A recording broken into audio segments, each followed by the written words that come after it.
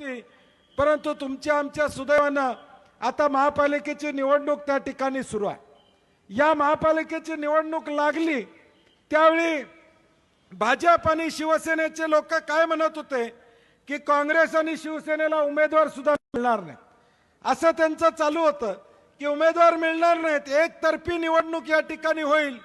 परंतु एकतर्फी या मैदानामध्ये कुठलं मैदान कुणाला मारायला बंटी पाटील साधा कच्चा पैलवान या ठिकाणी नाही।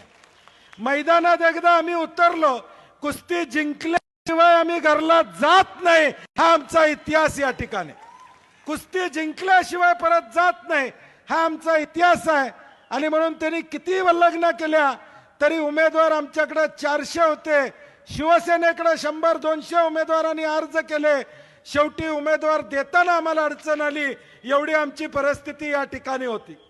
आणि या सगळ्या परिस्थितीमध्ये या निवडणुकीला काँग्रेस आणि शिवसेना म्हणून आम्ही सामोरा त्या ठिकाणी जाण्याचं काम प्रामुख्याने त्या ठिकाणी केलं।